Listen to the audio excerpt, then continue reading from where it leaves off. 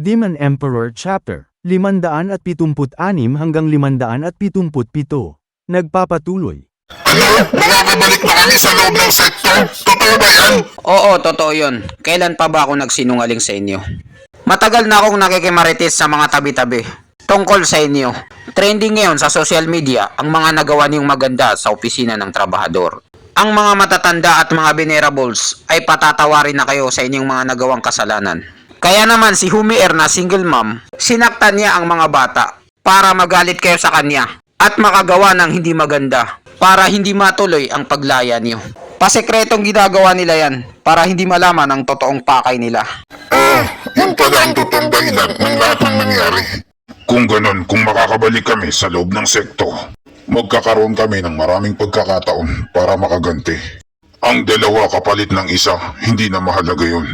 Stewardess Chupa, bakit binuhay mo pa si single mom at pinatakas? Hindi ka naman napunta dito sa opisina ng trabahador dahil may kasalanan ka. Pwede mo siyang patayin at palalabasin na nagkaroon kayo ng pagtatalong dalawa. Self-defense lang ang ginawa mo at nauwi sa patayan. Pasok yan sa rules and regulation ng sekto. Matatalo siya pag nagsampahan na kayo ng kaso. At may pag-asa pa na makaalis ka rito sa opisina ng trabahador. At diretsong makapasok bilang mag-aral sa loob. Magkakaroon ako ng kaaway kapag pinatay ko siya dito. Mapipilitang gumalaw ang kaniyang mga backer para ipatumba ako. At pati ang pagbabalik niyo sa loob ng sekto ay maaaring madamay. At saka may iba akong plano para sa kanya. Hindi siya karapat-dapat mamatay sa aking mga kamay. Siya nga pala, may iba tayo ng usapan. Bakit kayo naparito? Para lang bang makita ko? Yuiling makapal ang muka, sabihin mo na sa kanya ang totoo kung bakit tayo napasugod. Ganito kasi yun, Stewardess Chupa. Pumunta kami rito dahil kay UR na batang Blondie. Nakapagdesisyon na ako at hindi na mababago ang isip ko. Kahit ilang beses pa kayong magmakaawa, hindi ko siya tutulungan. Sa tagal-tagal na naming nagmamaritisan ni Matandang Ewan patungkol sa Dao, nakilala niya ako ng lubusan at alam niya kung anong takbo ng isip ko. Kaya hindi nakakapagtaka kung bakit wala siya rito at hindi kayo sinamahan. Kawawa talaga. Wala talagang balak tulungan ni Chupa, si batang Blondie. Pero kahit ganun pa man, sakto ang dating niyo. Perfect timing. May ipapatrabaho ako sa inyo. Stewardess Chupa, dahil iniligtas mo ang anak ko, kahit ano gagawin ko para sa'yo. Mapa-imperno pa man yan o ano pa man. Sabi ko na nga ba, hindi talaga natutuwa ang magkapatid na ito. Nagtatampo sila sa akin. Lahat ng mga nangyari ngayon ay may dahilan. It's all part of the plan. Hindi kayo ang tinatanong ko at hindi rin kayo ang kailangan ko. Ang mga bata ang tinutukoy ko kung papayag ba sila. Ano naman ang may tutulong sa'yo ng mga batang uhug na to? Kailangan ko sila. Kailangan ko sila sa aking buhay. May ipapatira ako sa kanila na isang tao. At sino naman ang malas na taong yun? Si single mom Humier ang ipapatumba ko. Ano? Seryoso ka ba sa sinasabi mo, Chupa? Hindi pa naman ngayon, pero totoo, siya talagang papatumba ko. Pero 3 buwan pa, hindi ngayon. Pagkatapos ng paligsahan ng mga mag-aaral sa labas, magsisimula naman ang paligsahan ng mga mag-aaral sa loob. Gusto kong ipakita sa lahat, ang mga mag-aaral sa labas ay kayang tumalo ng mga mag-aaral sa loob. Imposible ang gusto mong mangyari, Chupa. Ang mga mag-aral sa loob ay puro mahuhusay at magagaling. Sila yung mga pumasa at pinili sa paligsahan ng mag-aral sa labas. At saka si Humier na single mom ay 3 grado ng Radiant Stage. Malaki ang pag-asa niya na mapili bilang kapili-piling mag-aaral. Masyado siyang malakas, walang magagawa ang 2 batang ko sa kanya. Stewardess Chupa, kung talagang galit na galit ka sa kanya, ako na ang gagawa para sa kanila. Para lang mabawasan ang galit mo. Hindi mo pwedeng gawin yan. Kayang-kaya ko siyang patayin na kahit anong oras na gustuhin ko. Pinatakas ko lang siya dahil gusto kong makuha niya ang lahat ng atensyon ng buong social media. Itong darating na paligsahan ng mga mag-aaral sa loob. Pagkatapos siyang ilang paso ng isang bata lamang. Gusto ko siyang mapahiya sa lahat dahil sa ginawa niya sa akin. Ikaw at saka si Willing na makapalang muka, mas magandang wag na kayong makialam dito. Itong darating na mga buwan. Dahil kung hindi, pasensyahan na lang tayo. Stewardess Chupa, hindi naman lahat ay kapareho mo na special child. Kailangan ng 10 taon na pagsasanay para matapatan nila ang lakas ni single mom. Tama na yung pagrereklamo. Tinatanong ko sila kung anong pipiliin nila. Ako na mismo ang magtuturo sa kanila kung anong gagawin nila sa loob ng 3 buwan. Siguradong lalakas sila na parang Cobra Energy Drinks. Tinitignan kita ngayon, UR na batang Blandy. Papayag ka ba? Bibigyan kita ng heaven-reaching feel, I feel the heaven. Na libre, kaya pag-isipan mo yang mabuti. Grabe ka, Chupa. Inaapura mo ko. Please, give me a loan. Kailangan ko munang mapag-isa. Tito Uncle Chupa, pasensya na. Hindi ko kaya. Mahina ang loob ko. O sige, pumapayag na ako. Makulit kang bata ka. Gusto mo bang mamatay? Alam mo ba yung ginagawa mo? Ate ko, wala akong pake kung hindi na ako lalakas. Pero alam ko na ako ang magiging kahinaan mo balang araw. Ayokong maging pabigat sa pamilya. Ito na ang pagkakataon ko para sumikat. I-grab ko na ang opportunity. Hindi lang ako basta lalakas. Makakapaghiganti na rin ako sa mga kahayupang ginawa nila sa akin. Kailangan kong subukan. Sumubok sa hamon ng buhay. You don't know until you try. Kapatid ko, nag-matured ka na. Hindi ka na palamunin. Sa kasamaang palad, ayaw mo kong payagan. Dahil nag-alala ka sa akin bilang nakakabatang kapatid mo. Pero ate, ayokong makita kang nahihirapan dahil sa akin. Kapatid ko, Batang Blandy, huwag matigas ang ulo. Makinig ka sa ate mo. Kailanman hindi ka naging pabigat sa akin. Ikaw na lang ang natitira dito sa mundo na kapamilya ko. Salamat ate at lagi kang nandyan para sa akin. Umulan man o umaraw, pangarap ay tagumpay. Tama na ang drama at titigil nyo na yan dahil nagiging emosyonal na tayo rito. Magaling kung ganon. Ngayon kailangan mong sumunod sa lahat ng aking inuutos. Sa loob ng 3 buwan. Kaya sumunod ka sa akin. Teka lang, Chupa! Hindi pa kami tapos magpaalam sa isa't isa!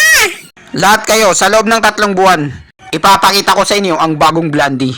At mas malakas na batang Blandy. Maghintay lang kayo dyan at i-relax nyo ang mga butotoy nyo. Ha ha ha ha. UR, Batang Blandy, kapatid ko.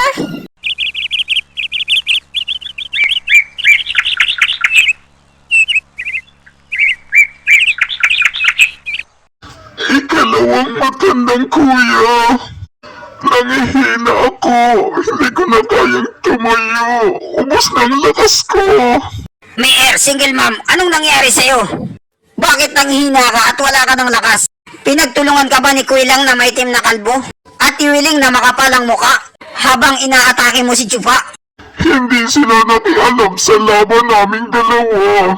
Ang gumawa sa akin ito ay ang putangin ng batang iyon. Ito na siguro ang pinakamasamang taon para sa akin. Napalaban ako sa kanya ng sobra. Isa siyang halimaw. Kinain niya ako ng gusto at inubos niya ang aking lakas. Batang sister, totoo ba yung sinasabi mo? Hindi ko maintindihan. Hindi lang isa ang ginawa niya kung hindi nakarami siya. Hindi ko rin maintindihan kung bakit napakalakas niya. Akala ko isang mahinang nilalang lang siya. Pero tinatago niya lang pala ang kanyang kalibugan. Ang totoo, isa siyang halimaw na sabik kumain. Napasubo ako sa kanya. Kung alam ko lang sana na gano'n ang mangyayari. Pinagsamantalahan niya ako, kuya. Ganito ang ginawa niya sa akin. Ganon. Anong sabi mo? Ang batang yun ay mas malakas pa sa'yo at malibog. Papaanong nangyari yun? Ano pa ba ang magagawa ko? Hindi ako makagalaw. Sobrang lakas niya. Sa isang putukan lang, hindi na ako makapalag sa kanya.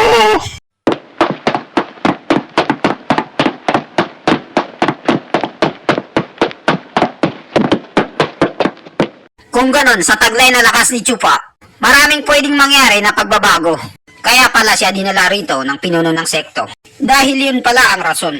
Pero ang pinagtataka ko lang, bakit itinapon niya siya sa opisina ng trabahador? Ano kaya ang masamang binabalak ng pinuno ng sekto? Ikalawang matandang kuya, huwag kang padalos-dalos. Hindi natin kaya ang taong yon. Masyado siyang malakas. Kaya huwag mo siyang gagalitin. Kaaway na natin siya simula ng araw na to. Kapag hindi tayo kumilos ngayon, pagsisisihan natin to sa bandang huli. At saka, ano ngayon sa akin kung malakas siya? Ito ang lugar ng Demon Seming Sekto. Kahit gaano ka pa kasikat o kalakas, kailangan mo pa rin ng backer at maraming kapit sa sekto. Ang ipinagtataka ko lang, ang pinuno ng sekto ay masyadong nakatutok sa kanya. At makakapekto ito sa darating na paligsahan ng kapili-piling mag-aral. Hindi na ito normal na parang away lang ng mga mag-aral. Imamarites ko to sa aking master at pakikinggan ko kung anong opinion niya. Ang tinitukoy mo bang master ay si Venerable C? Sino pa ba kundi siya? Ang pinakamalakas na venerable sa buong sekto. Hayaan natin siya ang sumuri kung gaano kahalaga si Chupa sa pinuno ng sekto. At hingi tayo sa kanya ng tulong. O di kaya sa mga kapili-piling mag-aral na mas nakakatanda sa atin para tapusin ang batang yun. Nakadepende rin kung gaano kahalaga sa pinuno ng sekto ang batang yun. Pero kung paborito talaga siya ng pinuno ng sekto, pipigilan natin ang pasahod sa opisina ng trabahador para hindi na siya sumikat, para makalis sa lugar na yun. Wala siyang mapagkukunan ng mapagkakakitaan habang buhay na siyang mabubulok sa lugar na yun. Pero kuya, sa taglay niyang lakas, susubok siyang makipagpaligsahan sa mga mag-aaral sa loob. Bago pa siya mapatalsik ng mga matatanda at mga venerables. At saka nalalapit ng paligsahan, 3 buwan na lang. Siya ang pinakamalaking banta sa plano natin. Ha ha ha ha! Mas maganda nga yan, mas lalong mapapadali. Kapag nakaharap natin siya sa laban, kailangan lang nating sumuko. Batang sister, single mom, ito ang tandaan mo. Kapag napunta ka sa opisina ng trabahador, wala ka ng pag-asa, sira ng kinabukasan mo. Lahat ng mga napupunta sa opisina ng trabahador, kung hindi kriminal, ay basura. At ang unang mangyayari sa'yo dun, ay kung hindi ka mamamatay, tatanda ka na lang ng walang jowa, at dun ka na mamamatay. O di kaya pilitin mo ulit maging sikat para may balik ka ulit bilang mag-aaral. Halimbawa na lang ang ginawa ni Kuelang na may itim na kalbo at Tiwiling na makapalang muka. Gumawa sila ng sabungan sa opisina ng trabahador. Ang mga trabahador ang pinakamababa sa lahat. Kahit gaano ka pa magsumikap magtrabaho at kahit gaano ka pa kalakas, hindi ka na makakapag-aral ulit. Dahil lang mga matatanda at mga venerables ang may hawak ng mga mag-aaral. At inaalagaan nila ang mga mag-aaral sa loob. Si Chupa ay isang trabahador lamang, pero hindi siya kriminal. Ang ibig sabihin nun ay napakababa niya. Mas mababa pa kaysa sa insekto. Kaya naman, kahit ilang beses pa niyang patunayan kung gaano siya kalakas, ang kaya nilang marating sa buhay ay venerable o di kaya matanda. Puwera lang kong! Ano yung tinutukoy mo, matandang kuya na si Kong?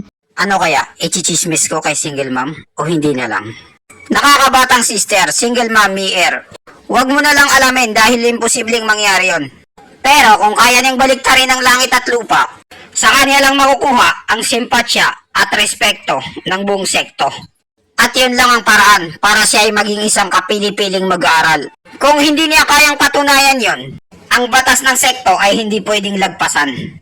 At hindi siya makakasali sa bilang ng mga kapili-piling mag-aaral. May mga sabi-sabi na ang pinakakupal na venerable ay galing sa opisina ng trabahador.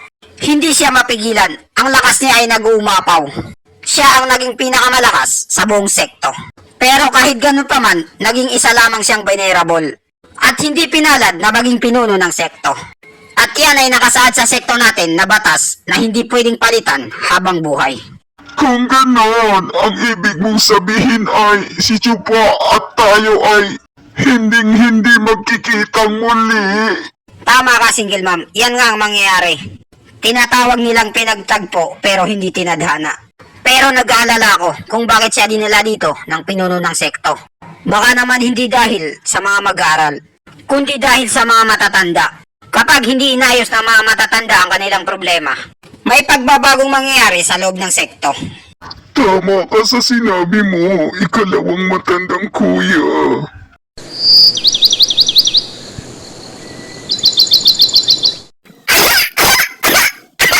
Anong klaseng lugar to? Nakakatakot. Sobrang lamig dito. Kahit 6 na grado na ako ng tropa on stage, nilalamig pa rin ako. Parang sisipunin ako dahil sa lamig. Kung alam ko lang na ganito pala kalamig, nagdala sana ako ng jacket. UR Batang Blandy, simula ngayon ako na ang magtuturo sa'yo. At susunod ka sa lahat ng mga inuutos ko. Kahit mahirap ito, o di kaya masasaktan ka o maaring ikamatay mo. Kailangan mo pa rin akong sundin dahil ako ang tama. Itaga mo yan sa kokote mo. At huwag mo ring iisipin na may magliligtas sa'yo. Dahil naglagay ako dito ng harang para hindi ka mahanap ng dalawa. Opo, Master Chupa. Wala ka na bang tanong sa akin? Kung paano ka makakaligtas sa pagsasanay mo?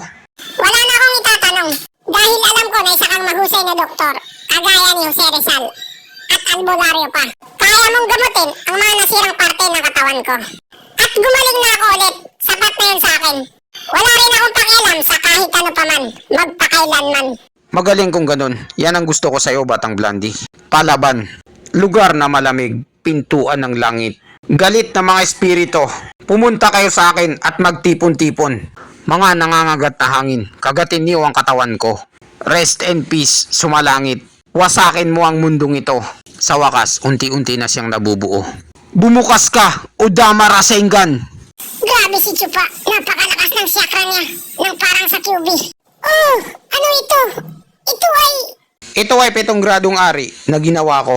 Ang tawag dito ay Black Wind Ari. Kasing laki ng Udama Rasengan ni Naruto. Inipon ko lahat ang mga masasamang hangin. Kagaya ng otot na hangin na pinakamalakas dito sa gitna ng sementeryo. Kapag pumasok ka rito sa inipon kong otot, ewan ko lang kung anong mangyayari sa'yo. Manghihina ang mga buto mo, pati kasukasuan ng katawan mo. Ang iyong kaluluwa ay madidikdik. Hindi ka makakapag-isip ng maayos dahil sa baho ng utot.